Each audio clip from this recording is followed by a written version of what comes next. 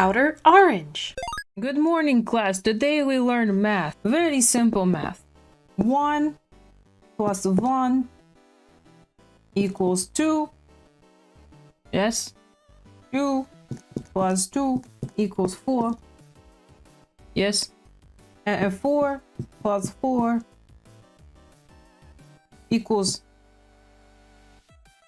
melody. Understood, class? Good. So I've had a lot of people kind of approach me and go like that the numbers of melody can be kind of stressful. And so I decided I think it wouldn't be a terrible idea to just make a video on it. It might seem kind of simple, but to be honest, the numbers do get stressful. And I've been definitely in situations where I'm like, I don't really want to play this deck because the numbers get too much. But I will say, because I'm going to be giving you guys tips today, the more you do it, the easier it gets. And also, I'll be kind of running down some ways to make it easier so you don't make the mistakes as often. And I'm just kind of going to go over that today. So we're going to today talk about two things. We're going to talk about ways to just keep track of your board state, like pretty much just knowing what your numbers are. And I might go into some MEEP ways, like how to set up with MEEP early. Basically, it's just a combo video. If you like this kind of stuff, do not forget to subscribe and like and do all that kind of fun stuff. Comment below if you have any questions. And yeah, we're going to go get down into it. And in case you need any cards, 50cards.shop for code orange. If you any of the stuff, you know, a lot of the stuff I get from 50 cards. So anyways, we're gonna get into it. So if you guys don't know, Pawn's effect pretty much copies all effects of melody cards. This is a cannon right here from board and in soul during every main phase, every battle phase. This is very important because basically everything that's in soul will stack with what's on your board. And you might be thinking to yourself, well, this is a lot.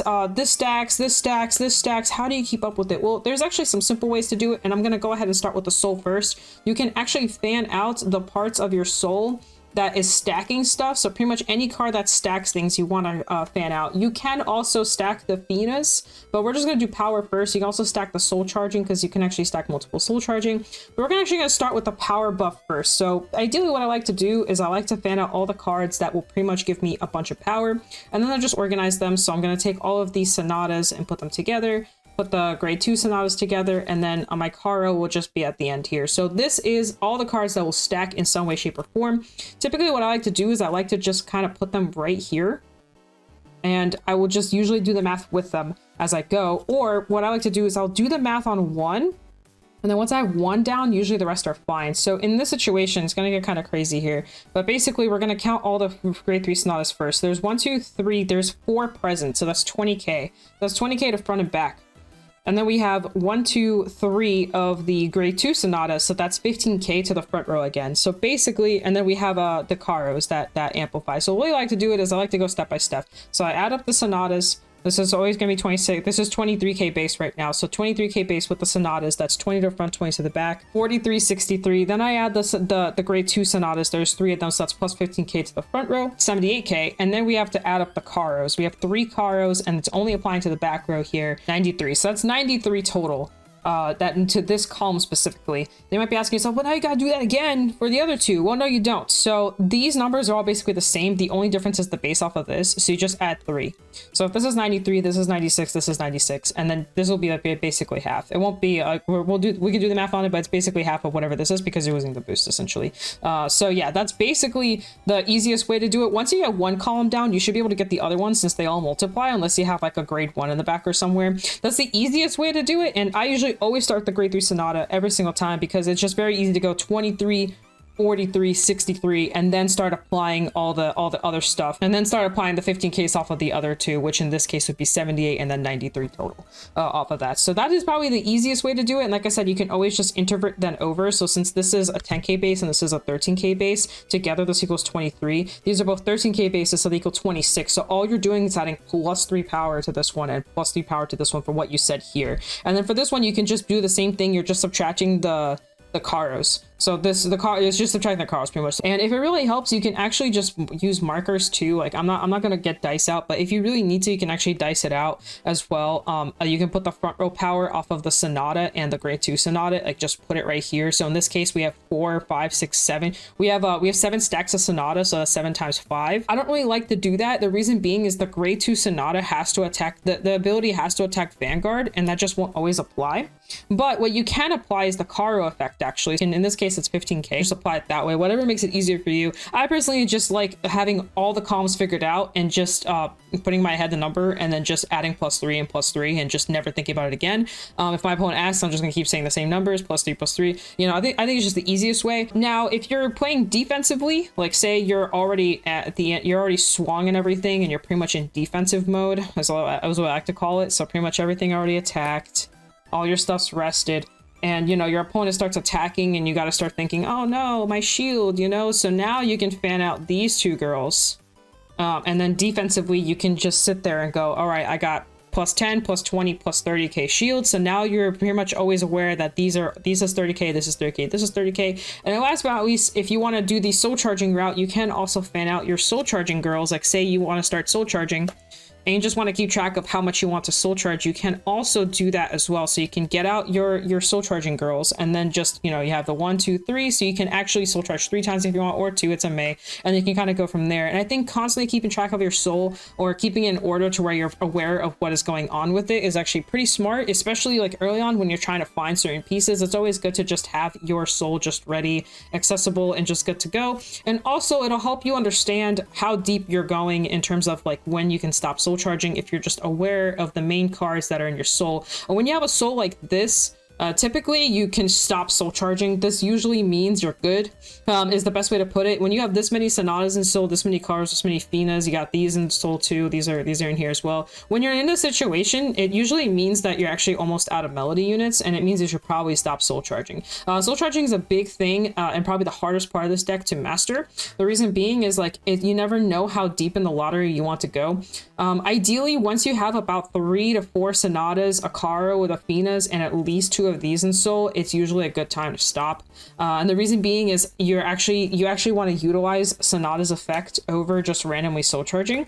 And ideally what you want to do is, if you know your deck's getting thin, you want to activate this ability to keep deck thinning your deck instead of soul charging it. So ideally, like usually what you want to do is once you say you have like half the soul, what you want to keep, you want to first call a bunch of units and soul charge with all of them.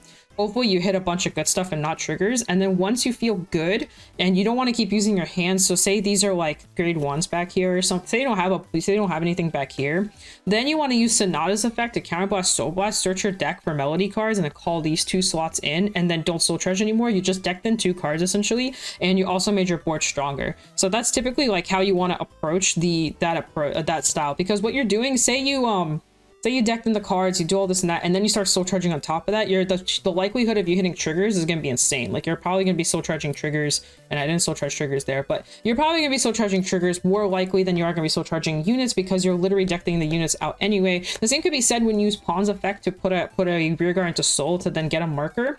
The same thing applies there. You want to know when to do that, because if you know, yeah, your deck has a lot of melody cards or whatever, it's better to do it earlier than later, because again, you're going to keep drawing triggers, and you want to kind of check those, and you want to make sure your deck is as compressed as possible. It should start looking pretty compressed. If it's not compressed, that's usually not a good thing. And it will happen. There will be games where you won't be able to compress it because it's just random soul charging early on with Cannon. The soul charging is good, but if you're randomly soul charging triggers, it's just how it is. But when you start randomly soul charging triggers, you gotta start thinking, how can I make it be the other way around? How can I increase the odds of me checking triggers on Vanguard? What can I do to increase that? And the best way to do that is to start activating Sonata's effect and going around it. Keep in mind, your counterblasts are very tight. There's no countercharging in this deck, so you definitely want to be careful of that. Now, let's talk Meep. So, say we're in the early stages. Very early stages. No markers, no nothing.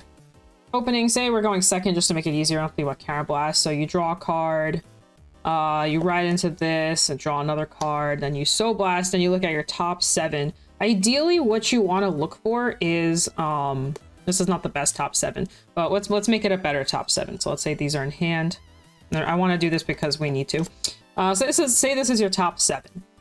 In this situation, if you don't already have pawn in hand, you always want to look for pawn. But say you do have pawn in hand, your best 2 targets out of here, we have a grade 2, right? Would be a grade 2 if you don't have it, but we have a grade 2. These will definitely be your best 2 targets. You could argue this one and this one, but or this one, but let's talk about it. So your win con starts here. To win the game, you need to find both of these cards.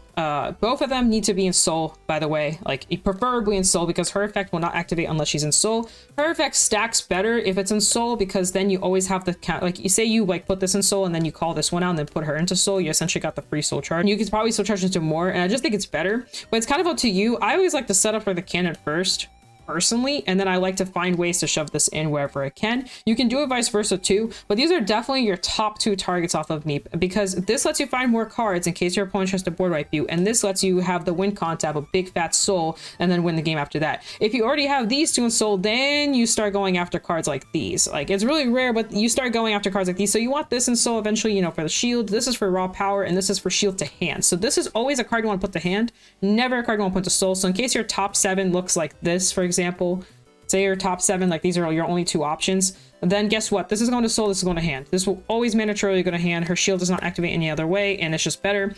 If your top looks like this, say this is your top 7, you definitely want to shove this into soul, put this to hand, so that way you can ride her and use all her abilities.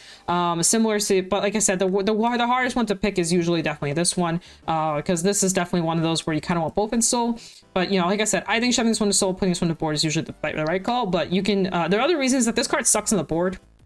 So I forgot to mention that this card sucks ass on the board. You never want this on the board. This card does nothing on the board, like aside from soul charging, and you really want units like these on the board, because these are the units that are beefing up your board. Of course your soul will be doing it too, but you know, you can only have so many cards on the board, and you can have infinite amount of cards in soul, aside from, you know, your deck out, of course. Like, you obviously can't have like 50, but you know what I mean. Because of that, you want your board to have all the power up units, and you want your utility basically in soul, because if your utility's on the board, what happens is that it starts getting like you start stacking less. Your stacks aren't as good. However, it is okay to have 1 to 2 utility cards on the board, and the reason being is you can intercept with them. So of course you would rather intercept with this than intercept with this. So it's always good to have like about 1 to 2 utility cards, but then your back row should just be all beef cards. They should just be like massive. They should be like all the Sonatas, all the Karos, you know, all that kind of stuff. Which reminds me, Karo is another card. Let me find her real quick so we can talk about her. So Karo is another card that you may see in your top 7. It's not mandatory to stack her in soul as fast as possible. She's probably like another option in there that you may want to see pretty soon, but she's not. Honestly, you'll usually find one and you'll be okay. And the other reason is you do have grade 1s to kind of help you a little bit with the boost. With the boosting, I usually have an early set in the back row, so I just don't really care too much about Karo. But yeah, there will come a point where you do want your stuff boosting. Weirdly enough, this doesn't come up that often. You will usually find the card pretty quickly through one way or another. So it's really rare when you're just sitting there with not a single card on soul.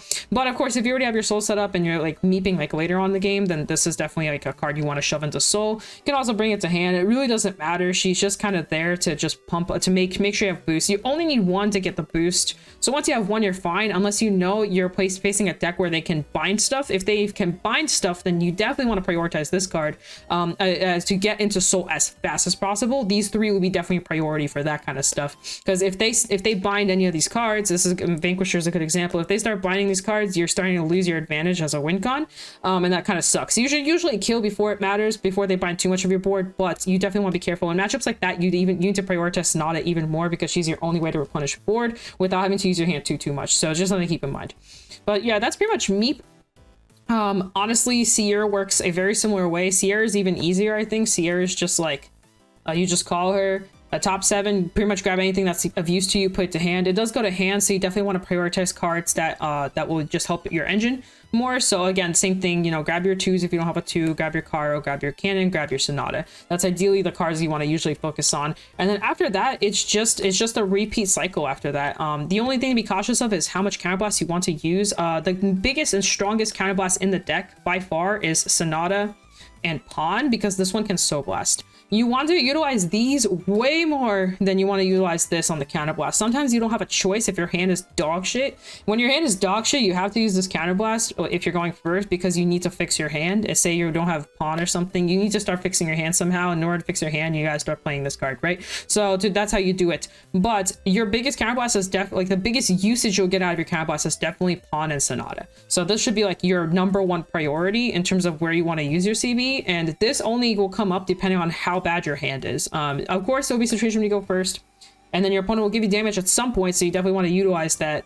Or, you know, you can be like that, like you can be kind of risky and kind of force them to go first if you want, but then you're increasing the chances of you dying. However, as I've mentioned before, if you're holding stuff like this in your hand, heal guardians, those will definitely help you. You can kind of just go second and just deal with the fact that you're going second, but then you're going to be decking like crazy. If you have 2 heal guardians in your hand, you'll be okay. So you can ride up to 2 and then just not ride up to 3 and force them to ride up to 3 first. That way you're not getting rushed down on grade 1, but you're getting rushed down like a little bit further into the game, which will help you again deal with, you know, the power plays, and you can kind of plop down those heal guardians. Also give you a couple more turns to draw into cards, and maybe at that point you'll be in a better state to where it's okay to not even have to give up going first. You know, you can just give up. You don't have to give it up. Maybe your hand will just fix itself magically and you can actually ride up the pawn anyway and just kind of do that. So yeah, I think that's it. I didn't realize this was gonna be a 17-minute video. I was expecting this to be like 5 minutes long. I just kind of want to explain some stuff that I didn't explain in my profile. There's a lot of little baby stuff that this deck